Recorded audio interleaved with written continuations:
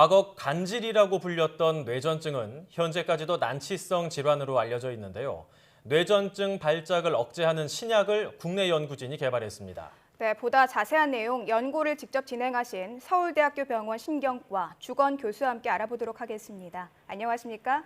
네, 안녕하십니까? 네, 반갑습니다. 이번에 뇌전증 발작을 억제하는 신약 치료제를 개발하셨다 이렇게 얘기를 들었는데요. 구체적으로 어떤 치료제인지 궁금한데 자세히 설명해 주시죠. 예, 우리 실험실은 지난 10년 정도 마이크로 RNA 억제제를 이용한 뇌질환 치료제 개발하고 뇌전증의 발생 기전에 대한 연구를 쭉 했었습니다.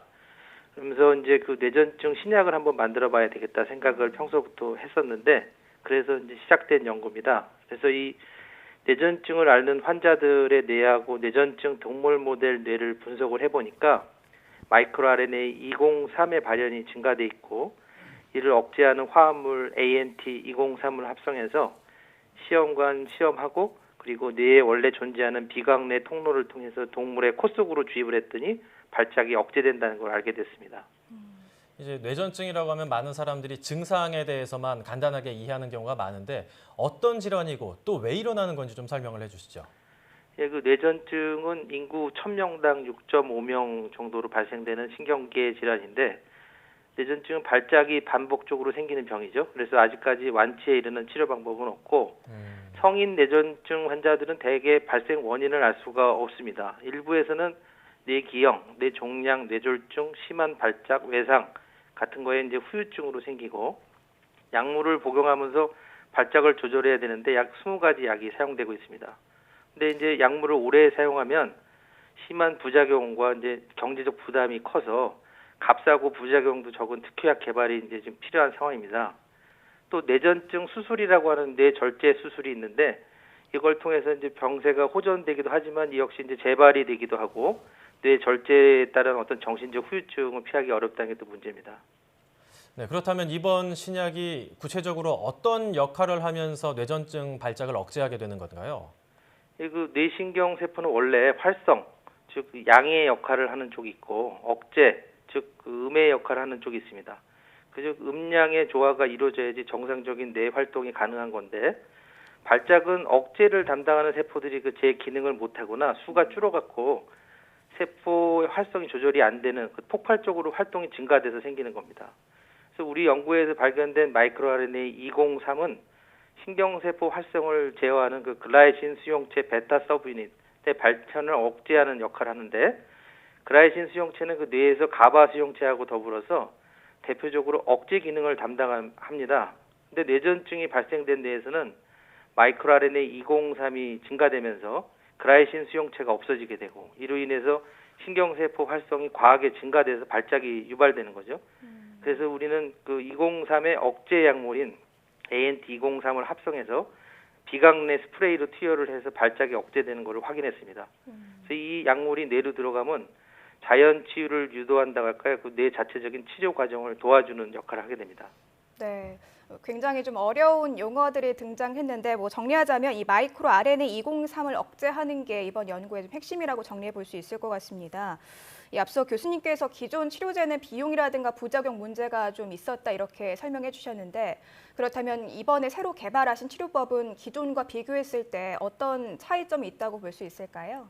예, 그 성인 뇌전증 환자 3분의 2 정도는 몇 년이 지나면 이제 약을 서너 개 복용해도 계속 발작이 생기는 그런 약물 저항성 상태가 됩니다. 그래서 이제 식약처에 허가돼서 사용되는 약이 한 20가지 되지만은 뇌전증의 병세를 변화시키지도 못하고 병이 낫지도 않거든요, 사실은. 그래서 우리가 새로 개발한 약은 기존에 알려져 있지 않는 새로운 기전, 그 글라이신 수용체 활성이라는 기전을 갖고 있고, 또 치료 효과가 한 번 투여한 다음 2주 이상 유지가 되고, 또 뇌 안에서 신경세포 억제를 돕고, 또 그 효과가 치료 후에도 지속될 수 있는 후생 유전적인 치료가 가능한 겁니다. 대부분의 약은 하루에 한 번 혹은 두 번 복용해야 되는데, 하루 이틀 약을 빼먹고 먹지 않으면 바로 증상이 유발되곤 합니다. 그 인간, 원숭이, 개, 생쥐 이런 동물들은 다 그 머리 안에 비강 뇌 통로라는 게 있는데, 코 속 동굴 맨 위쪽에 이제 뇌랑 연결되는 통로가 있고, 그쪽으로 약물을 스프레이로 분사하면 뇌로 이제 상당히 많은 양이 직접 흡수되게 되는 효과가 있는 거죠. 흡수율이 높기 때문에 약효가 좀 더 좋다라고 볼 수가 있을 것 같은데요. 앞서서 네. 이제 마이크로 RNA라는 걸 몇 번씩 말씀을 해주셨는데 이게 도대체 어떤 거고 또 뇌전증 발작 치료를 위해서 마이크로 RNA에 주목하신 이유를 좀 말씀해 주시면 좋겠습니다. 예, 그 마이크로 RNA는 20개 내외의 그 뉴클레오타이드로 구성된 이제 RNA로 사람에서는 수천 개가 존재한다고 알려져 있습니다. 그래서 메신저 RNA하고 표적 결합을 해서 단백질 발현을 조절하는 물질인데, 즉 마이크로 RNA 203이 뇌 안에서 병적인 상황에서 굉장히 높아지게 되면 타겟이 되는 메신저 RNA와 결합을 해서 특정 단백질 발현이 억제가 되는 겁니다. 그래서 우리가 만든 신약은 마이크로 RNA 203을 억제하는 작용을 갖고 있어서 이를 정상 수준으로 떨어뜨리게 되고, 그래서 타겟 단백질 생산도 다시 늘어나게 되는 일종의 자연 회복 현상을 유도할 수 있는 거죠. 그래서 이제 그 마이크로 RNA 억제 약물을 써서 회복시키는 거는 뇌를 일종의 정상 상태로 돌려놓는 거랑 비슷한 겁니다. 그래서 마이크로 RNA 억제 약물은 또 다른 종류의 약들과 달리 부작용이 별로 없다는 그런 장점도 있습니다. 네, 많은 뇌전증 환자에게 굉장히 희소식이 될 수 있는 연구라고 생각하는데요. 이번 연구 결과가 앞으로 좀 어느 정도 효과가 있을 거라고 예상하시는지요? 네. 보통의 그 뇌전증 약은 발작을 줄이는 효과가 약 50% 정도 됩니다. 근데 우리 약은 이제 70% 이상 실험 동물의 그 발작 빈도가 감소됐고, 한 번 투여한 다음 효과가 2주 이상 유지되기도 합니다. 최근 원숭이를 대상으로 약물 비강 스프레이 실험을 했는데 뇌로 잘 들어가는지는 연구 결과도 얻은 상태고, 기존 우리가 합성한 그 ANT203 약물보다 100배 이상 강력한 ANT203S에 대한 효능 시험도 현재 진행 중에 있습니다. 지금 이제 신약보다도 훨씬 더 효과가 강력한 걸 연구를 하고 계시다는 말씀이신 것 같네요.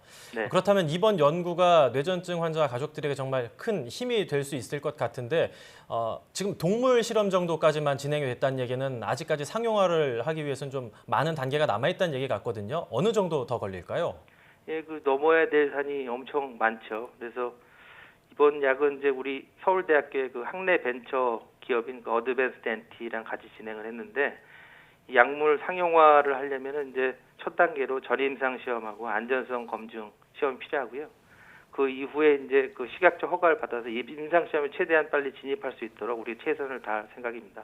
네, 뭐 넘어야 할 산이 많다 이렇게 좀 얘기를 해주셨는데 앞으로 어떤 방향으로 이 연구를 진행하실 계획이신지 간략하게 설명 부탁드리겠습니다. 네, 환자한테 적용을 하려면 이제 그 신형 비강 스프레이 개발이 또 필요합니다. 이런 비강 스프레이로 투여하는 약이라서.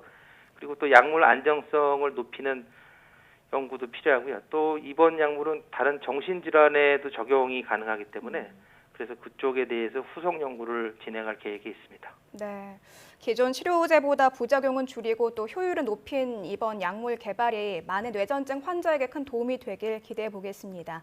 지금까지 서울대학교 병원 신경과 주건 교수와 함께했습니다. 오늘 말씀 잘 들었습니다. 예, 감사합니다.